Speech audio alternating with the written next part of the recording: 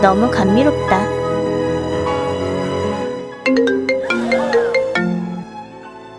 아, 진짜 감정 다 깨졌네.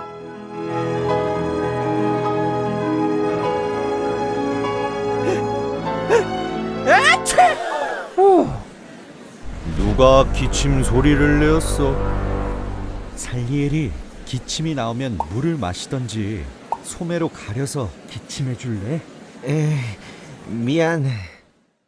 아니, 클래식 공연장에서는 왜 이렇게 안 되는 게 많은 거야? 에이, 그건 당연하지. 음악회 안에서는 조용히 하는 거 몰랐어? 응? 아니지. 당연하다니. 생각해보면 우리 때만 해도 안 그랬는데. 그래, 그러고 보니 이게 다 베토벤 그놈 이후에 생긴 일이군. 베토벤이 왜 거기서 나와? 싸이 흠뻑쇼나 워터방 가봤어? 그런 콘서트를 가보면 음악이란 게 그냥 잠자코 앉아서 귀로 듣는 것 이상이라는 게 느껴져. 온몸의 감각을 총동원해서 음악을 즐기게 되니까. 아차! 그래. 가수 콘서트와 비교해보면 클래식 음악회는 정말 안 되는 게 너무 많은 것 같지? 기침도 안 돼, 사진도 찍으면 안 돼, 박수도 아무 때나 치면 안 돼, 돌아다녀도 안 돼. 정말 안 되는 게 너무 많고 무슨 규칙도 그렇게 많은지. 중요한 건 클래식 음악회장이 처음부터 그랬다는 건 아니에요. 생각해봐. 라떼만 해도 안 그랬잖아? 아, 나 지금 좀 꼰대 같았나? 그렇지만 정말 그렇거든요. 18세기 고전주의 시대 이야기니까 무슨 시조새 시절 이야기인가 싶지만 솔직히 우리 때는 말이죠. 지금 클래식 음악회장처럼 음악을 경청해서 듣는 사람이 얼마 안 됐어요. 여자를 꼬시러 오는 남자들, 또 그걸 알고 예쁘게 치장하고 오는 여자들도 있었고요. 심지어 강아지를 데려오는 관객들도 있었어요. 그럼 언제부터 지금 같은 음악회장 문화가 시작된 걸까? 때는 베토벤 음악이 유행하기 시작했던 19세기 초반이었습니다.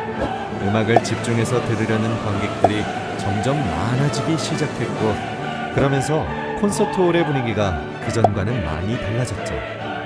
그전에는 음악회장이 음악만 들으러 가기 위한 장소가 아니었고, 진지하게 음악을 들으려는 사람들은 소수에 불과했거든요. 조용히 음악만 듣고 싶다? 그러면 집에 가서 혼자 들어. 뭐 이런 분위기였다는 거죠. 그런데 베토벤 시대 이후로는 이른바 진지한 청중들이 점차 콘서트홀에서 과반수 이상을 차지하게 된 거예요. 그러면서 음악회장에서 딴짓하거나 떠들거나 주의 산만한 행동은 누군가에겐 방해가 되는 요소가 되기 시작한 거죠.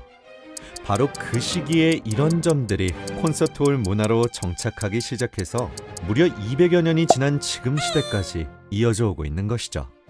악장과 악장 사이에 박수 치면 안 되고 기침도 안 되고 뭐 그런 질서들이 만들어진 게 베토벤 시대 이후라고? 뭐 생각해보면 문화라는 것도 다 어떤 특정한 시기에 만들어지는 것 아니겠어? 그런데 왜 하필 베토벤 시대야? 좋은 질문. 기본적으로는 베토벤의 청력에 관해서 생각해 볼 수 있겠죠.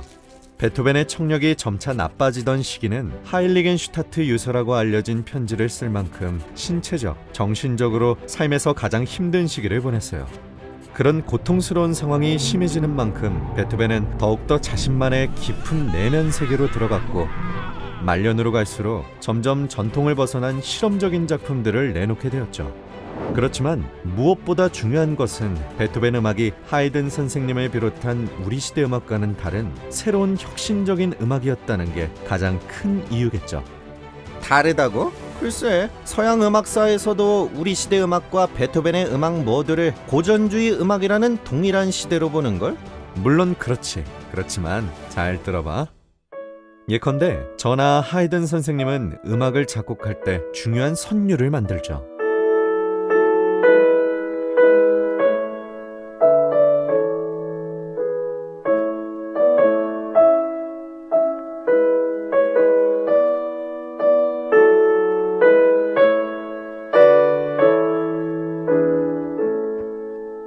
그렇지만 베토벤은 물론 선율도 작곡하지만 선율보다는 더 작은 동기들로 음악을 만들어 나가는 면이 있어요. 베토벤의 교향곡 제5번을 떠올리면 가장 잘 와닿겠네요.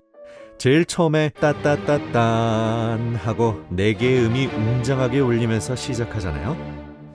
그런데 계속해서 들어보면 이 음악은 온통 따따따딴으로 가득 차 있어요. 어디 1악장뿐일까요? 이 따따따따는 잊을만 하면 다른 악장들에서도 계속해서 다른 모습으로 살짝 형태를 바꾸어서 들려오죠.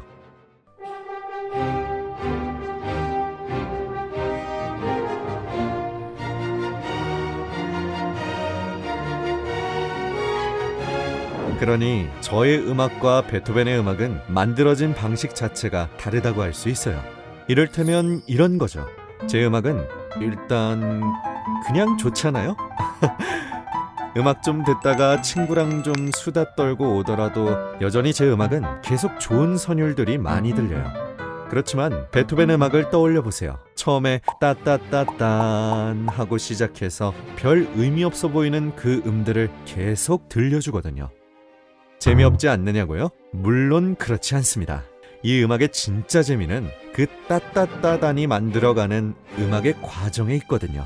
그런 면에서 베토벤의 음악이 진행되는 방식은 레고 블럭과 닮았답니다. 레고 역시 하나하나의 블럭 자체는 작은 조각에 불과하지만 그것들이 모여서 무언가의 형태를 만들어내잖아요. 8마디, 16마디로 만들어진 아름다운 선율이 그 자체로 완결된 형태를 가진다면 따따따단처럼 작은 모티브는 하나하나 모여서 어떤 형태를 만들어내는 레고 블럭과도 같다고 할 수 있어요. 그 과정을 들어야 하니까 음악에 집중할 수밖에 없다는 거지? 그러고 보니 나도 그런 적이 있어. 아직도 따따따단이네. 지루해 라고 생각했던 적 말이야. 또 어느 지점에서는 응? 어쩌다가 처음에 들려주었던 따따따단이 이렇게 바뀐 거지? 하고 이해가 되지 않았을 때도 있었고, 그러고 보니 그때 딴짓하면서 들었던 것 같아. 그래, 맞아. 베토벤의 음악은 집중해서 그 음들의 과정을 들을 때 진정한 재미가 생기는 음악인 거야. 그래서 잡담하거나 딴짓하지 말라고 객석 조명도 다 끄는 거구만. 200년이나 된 베토벤 시대의 클래식 음악 문화를 현대에도 여전히 즐기고 있다고 생각하니 뭔가 감회가 새로운걸? 그런데 말이야, 아무리 생각해도 클래식 음악회장의 질서들은 좀 이해가 안 가. 요즘엔 공부하면서도 일하면서도 음악을 듣고, 또 이동하는 지하철이나 버스 안에서도 이어폰이나 헤드폰을 쓰고 음악을 듣잖아? 언제 어디서든 원하는 음악을 자유롭게 감상할 수 있는 건데 꼭 그렇게 음악만 콜똘히 집중해서 들어야 해? 역시 클래식 음악은 듣는 방식마저 따분한 것 같아. 그렇지만 잘 생각해봐. 언제 어디서든 자유롭게 음악을 감상할 수 있다는 바로 그 지점. 생각해보면 지금 시대는 음악만을 몰입해서 듣는 일이 거의 없어. 대체로 무언가를 하면서 음악은 BGM처럼 듣지. 어쩌면 베토벤이 대단한 것은 물론 그의 탁월한 음악성 때문이기도 하지만, 한편으로는 이렇게 복잡하고 정신없이 돌아가는 현대사회에서 음악이라는 것을 잠시나마 몰입해서 들을 수 있는 그 감상 방식을 남겼다는 점 때문이기도 할 거야. 200여 년이 지난 지금 시대, 베토벤은 자신이 살아있던 시대와는 또 다른 방식으로 현대인들에게 유의미한 유산을 남긴 거지. 베토벤의 고전이라고 하는 것은 바로 이런 이유 때문이 아닐까?